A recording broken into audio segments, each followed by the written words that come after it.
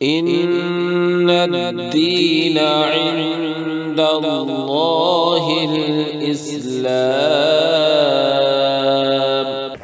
الحمد لله رب العالمين والصلاة والسلام على سيد الأنبياء والمرسلين وعلى آله وأصحابه أجمعين. أما بعد فأعوذ بالله من الشيطان الرجيم. بسم الله الرحمن الرحيم. من جاء بالحسنة فله عشر أمثالها ومن جاء بالسيئة فلا يجزى إلا مثلها وهم لا يظلمون. صدق الله العلی العظیم. پچھلے جمعے میں کچھ ایسی چیزوں کا ذکر شروع کیا تھا جو نیک اعمال کو دنیا اور آخرت میں برباد کر دیتی ہیں. ان میں دو چیزوں کا ذکر آ گیا تھا. ان میں سب سے اہم اور سب سے زیادہ اعمال کو ضائع اور برباد کرنے والی چیز ہے شرک، یعنی اللہ تبارک و تعالی کی ذات میں، اللہ تعالیٰ کی صفات میں کسی اللہ کے غیر کو ساجھی اور شریک جاننا. شرک کے بارے میں اللہ نے قرآن میں یہ فرمایا ہے. اللہ کے نبی صلی اللہ علیہ وسلم کو مخاطب کر کے اپنے نبی سے کہا لئن اشرکت لیحبطن عملک، اگر آپ نے شرک کر لیا تو آپ کا عمل برباد ہو جائے گا. اسی طریقے سے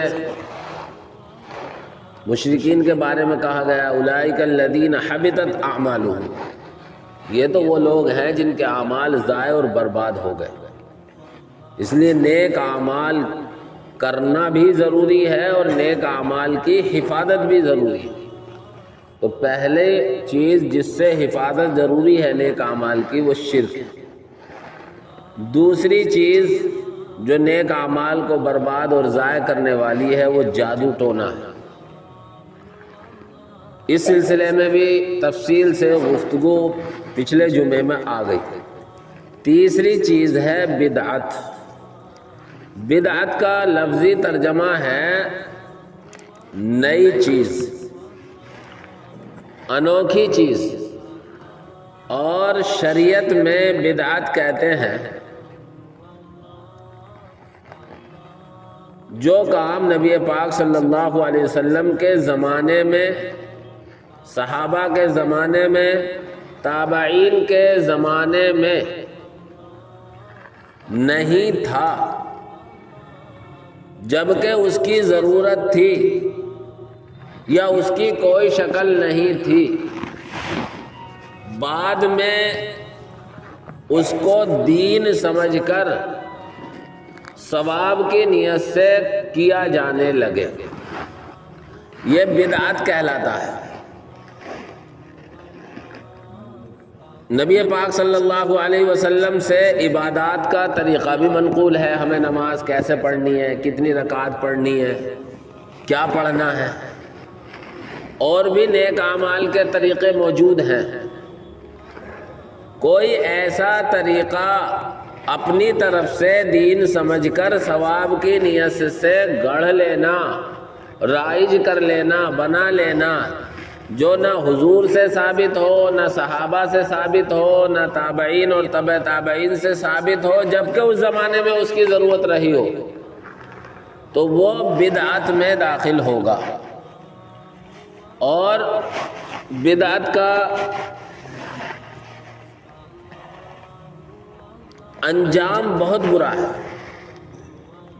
نبی پاک صلی اللہ علیہ وسلم ارشاد فرماتے ہیں کہ بدعتی کی نہ نماز قبول ہوتی ہے نہ روزہ قبول ہوتا ہے. حضور اکرم صلی اللہ علیہ وسلم کے زمانے ہی میں 3 صحابی حضرت عائشہ رضی اللہ تعالی عنہ کے پاس آئے اور حضرت عائشہ رضی اللہ تعالی عنہ سے حضور اکرم صلی اللہ علیہ وسلم کے اعمال کے بارے میں پوچھا. آپ گھر میں کیا کرتے ہیں، آپ کی عبادت کیسی ہوتی ہے، یہ ساری چیزیں پوچھی.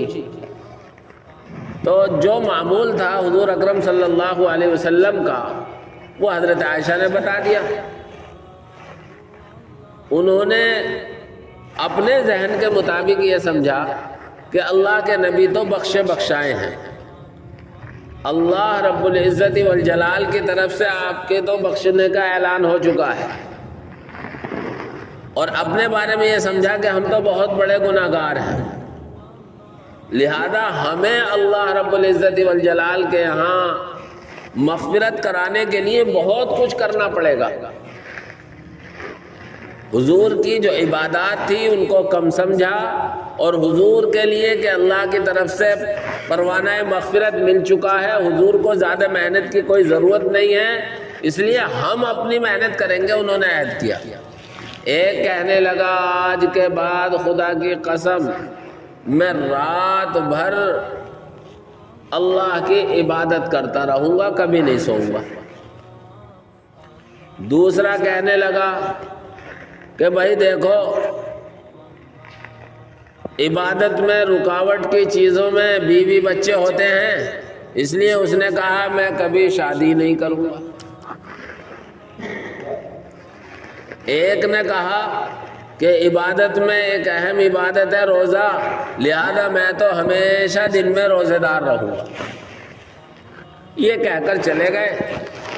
حضرت عائشہ رضی اللہ تعالی عنہ کے پاس جب حضور اکرم صلی اللہ علیہ وسلم تشریف لائے اور آپ کو واقعہ بتایا کہ اس طریقے سے کچھ لوگ آئے تھے اور آپ کے معمولات کے بارے میں پوچھا، انہوں نے آپ کے معمولات کو کمتر سمجھا، اس لیے انہوں نے اپنے ارادے یہ ظاہر کیے۔ حضور اکرم صلی اللہ علیہ وسلم مسجد میں تشریف لائے اور صحابہ کے سامنے یہ کہا واللہ انی لا اخشاکم، سن لو کان کھول کر، تمہیں اتنا خوف اور ڈر نہیں ہوگا جتنا خوف اور ڈر میں اللہ سے رکھتا ہوں۔ یعنی اللہ کے نبی نے صحابہ سے کہا تم میں سب سے زیادہ خوف خدا میرے اندر ہے، میں ڈرتا ہوں۔ اور حقیقت بھی یہی ہے کہ جو جتنا اللہ کو پہچانے گا وہ اتنا ہی اللہ سے ڈرے گا، اور نبی پاک صلی اللہ علیہ وسلم سے زیادہ کون پہچانے گا اللہ کو؟ اس لیے امت میں سب سے زیادہ ڈرنے والے اللہ کے نبی حضرت محمد رسول اللہ صلی اللہ علیہ وسلم ہے۔ پھر آپ نے راہ اعتدال بتائی کہ دیکھو سنو، تم یہ سارے کام قسمیں کھا کر کے میں رات بھر عبادت کروں گا، میں شادی نہیں کروں گا، میں دن میں روزہ رکھوں گا، کس بنیاد پر کر رہے ہو؟ اللہ کے خوف اور ڈر سے۔ سنو تو میں ہوں تم سے زیادہ ڈرنے والا، اور میرا عمل کیا ہے؟ میں رات میں عبادت بھی کرتا ہوں، سوتا بھی ہوں، میں روزہ بھی رکھتا ہوں اور افطار بھی کرتا ہوں، یعنی کسی دن روزہ نہیں بھی رکھتا، میں شادیاں بھی میں نے کر رکھی ہیں، نکاح بھی کر رکھے ہیں۔ حضور اکرم صلی اللہ علیہ وسلم کا مقصود یہ تھا کہ نبی پاک صلی اللہ علیہ وسلم جو عبادت کا طریقہ اور جو طرز بتا رہے ہیں اسی کو اپنا لو، اپنی طاقت کے مطابق اسی کو کر لو، زیادہ الگ سے کچھ کرنے کی ضرورت نہیں۔ تو ان تین صحابہ نے یہ ارادہ کیا کہ ایک رات بھر عبادت کرے، دوسرا دن بھر روزہ رکھے، تیسرا کبھی شادی نہ کرے۔ آپ علیہ الصلوۃ والسلام نے تینوں کے عمل کو نکار دیا۔ آپ نے کہا ایسا نہیں، اسلام کا مزاج یہ ہے کہ سویا بھی جائے عبادت بھی کی جائے، اسلام کا مزاج یہ ہے کہ روزہ بھی رکھا جائے اور کبھی روزہ نہ بھی رکھا جائے، اسلام کا مزاج یہ ہے کہ شادی کی جائے۔ حضور اکرم صلی اللہ علیہ وسلم کا فرمان ہے اربع من سنن المرسلین، چار چیزیں پیغمبروں کی سنت ہیں، ان میں سے ایک شادی کرنا بھی باقاعدہ انبیاء کی سنت ہے۔ اس لیے شادی سے الگ تھلگ ہو جانا اور صرف اپنے آپ کو عبادت کے لیے فارغ کر لینا یہ اسلام کا مزاج نہیں۔ تو کہنے کا مقصود یہ ہے کہ دین میں اللہ کے نبی صلی اللہ علیہ وسلم کے زمانے میں دین کامل و مکمل ہو گیا، اعلان کر دیا گیا قرآن میں الیوم اکملت لکم دینکم واتممت علیکم نعمتی، آج ہم نے تمہارے لیے تمہارے دین کو مکمل کر دیا۔ وَأَتْمَمْتُ عَلَيْكُمْ نِعْمَتِي، اور میں نے اپنی نعمتوں کو بھی مکمل کر دیا۔ اس لیے ایک ذرہ برابر نہ تو دین میں کوئی کمی رہی ہے اور نہ کوئی حضور کے جانے کے بعد اضافہ ہو سکتا ہے۔ اس لیے جو عبادتیں اللہ کے نبی صلی اللہ علیہ وسلم سے نقل کی گئی ہیں، آپ سے ثابت ہیں، وہی عبادت کرنی چاہیے۔ اس سے ہٹ کر کوئی طرز اور طریقہ اور کوئی عبادت ایجاد کی جائے گی تو اس کے منہ پر مار دی جائے گی۔ اسی کا نام ہے بدعت۔ تو بدعت کے ذریعے بھی اعمال، نیک اعمال برباد اور ضائع ہو جاتے ہیں اور ان کا ثواب اکارت ہو جاتا ہے۔ چوتھی چیز ہے، اسلام کے مقابلے میں دوسری تہذیبوں کو، دوسرے طریقوں کو، دوسروں کے طور طریق کو فالو کرنا۔ اللہ رب العزت والجلال نے قرآن کریم میں فرمایا وَمَن يَبْتَغِ غَيْرَ الْإِسْلَامِ دِينًا فَلَن يُقْبَلَ مِنْهُ، پہلے فرمایا اسلام ہی برحق ہے، ان الدین عند اللہ الاسلام، اللہ رب العزت والجلال کے یہاں معتبر دین اسلام ہے۔ آج حضور اکرم صلی اللہ علیہ وسلم جب دنیا میں تشریف لے آئے تو باقی ساری شریعتیں، باقی سارے مذہب کل عدم ہو گئے۔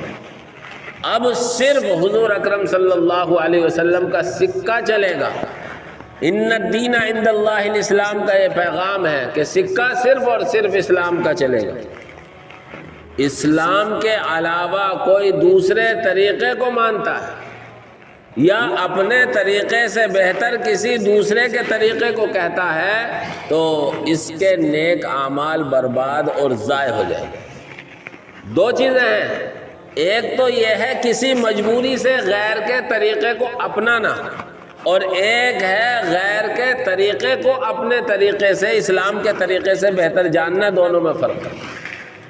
اگر یہ اپنے طریقے کے مقابلے میں غیر کے طریقے کو بہتر جانے گا، گویا اس نے اسلام کی توہین کی، اور اسلام کی توہین کرنے پر نیک اعمال تو برباد ہو جائیں گے ہی، ایمان کے بھی جانے کا خطرہ ہے۔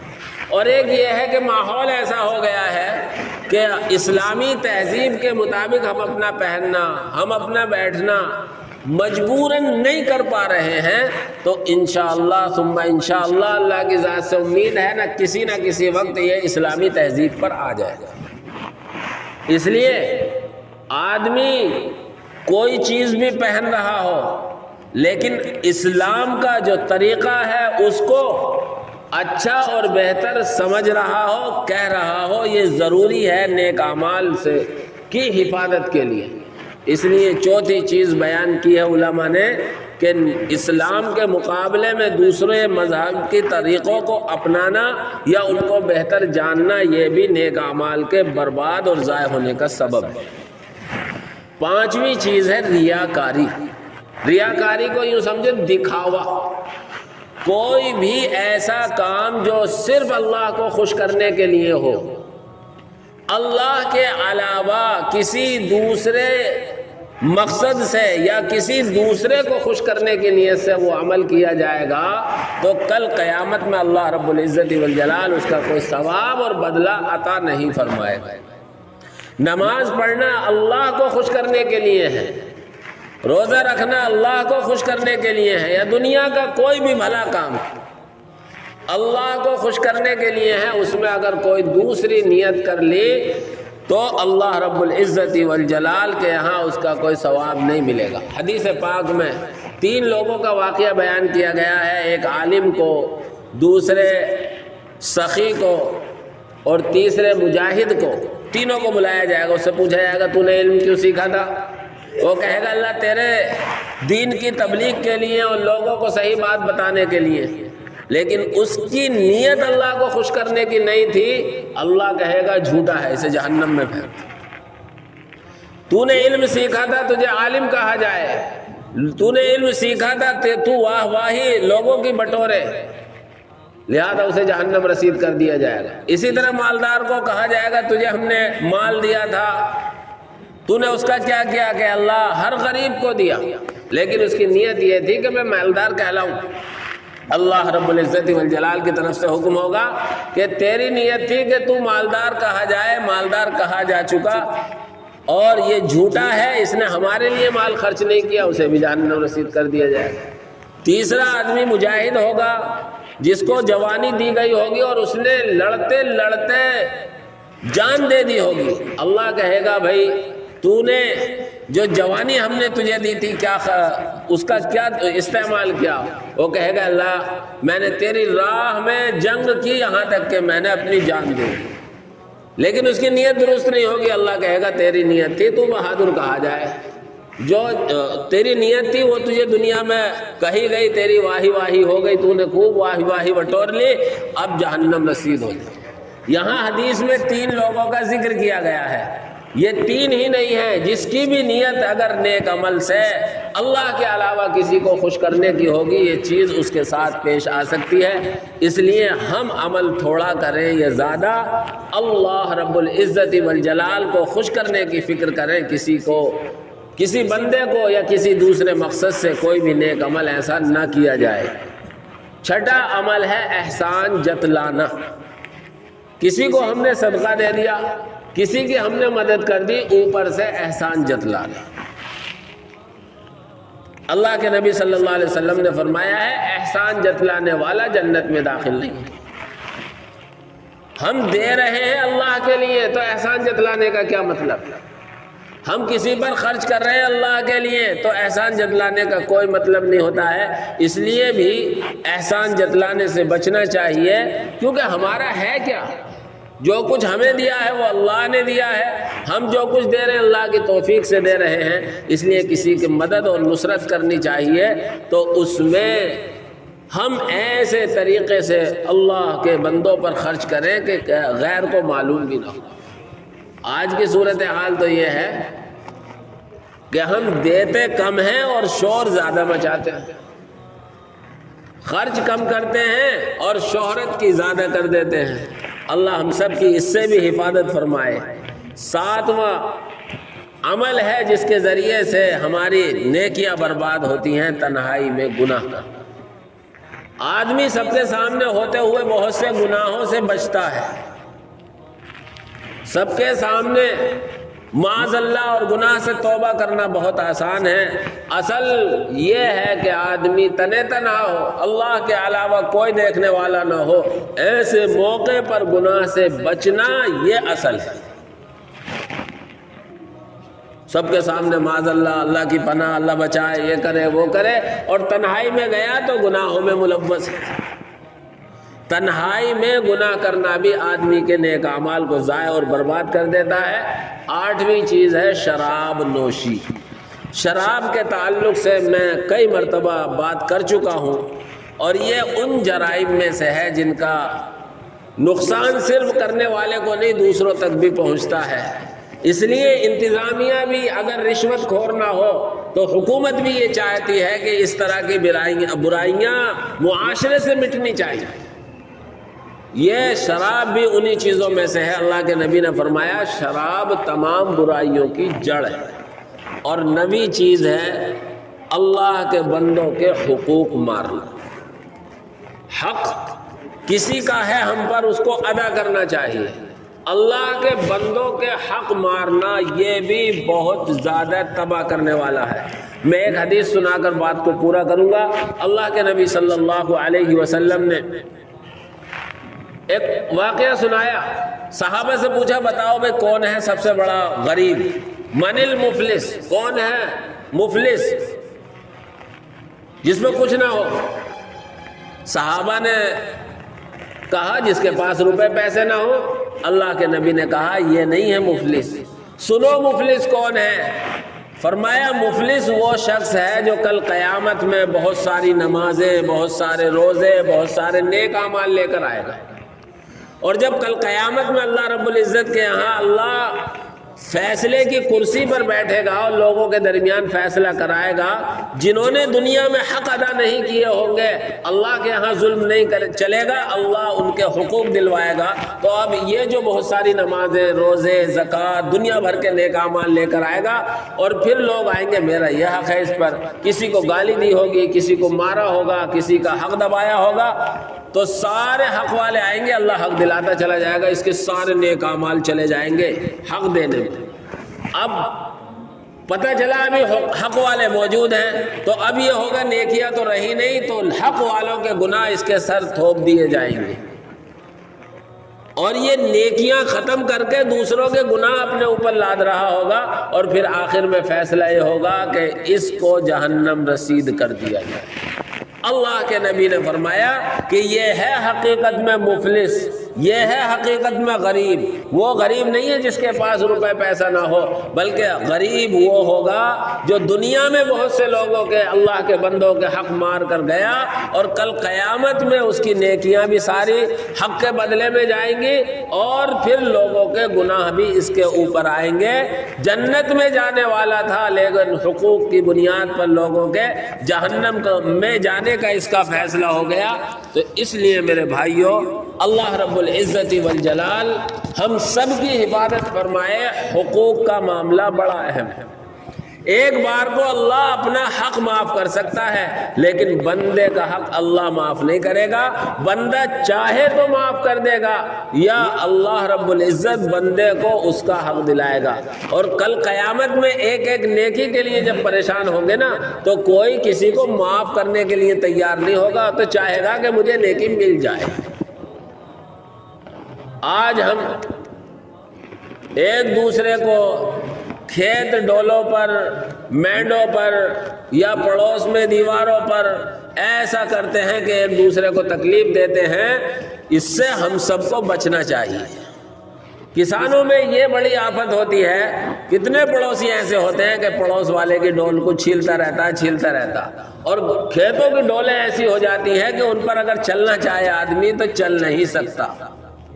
یہ ساری چیزیں توجہ کی ہیں۔ حدیث میں مسلم شریف کی روایت ہے، اللہ کے نبی نے کہا اگر کسی نے کسی کی ایک بالشت بھی زمین غصب کر لی، تو کل قیامت میں اتنا حصہ ساتوں زمین کا اس کے گلے میں توق ڈال کر اس کو پہنایا جائے گا۔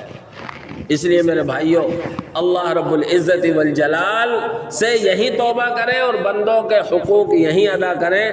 ہم اللہ تبارک و تعالیٰ کے بندوں کے یہاں حقوق ادا کریں گے، بندوں کے ساتھ نرمی اور رعایت کا معاملہ کریں گے، تو انشاءاللہ کل قیامت میں اللہ رب العزت ہم سب کے ساتھ بھی رعایت کا معاملہ کرے گا۔ اللہ مجھے بھی، آپ حضرات کو بھی، پورے امت مسلمہ کو نیک اعمال کو برباد کرنے والی ان چیزوں سے محفوظ فرمائے۔ آمین۔ وآخر دعوانا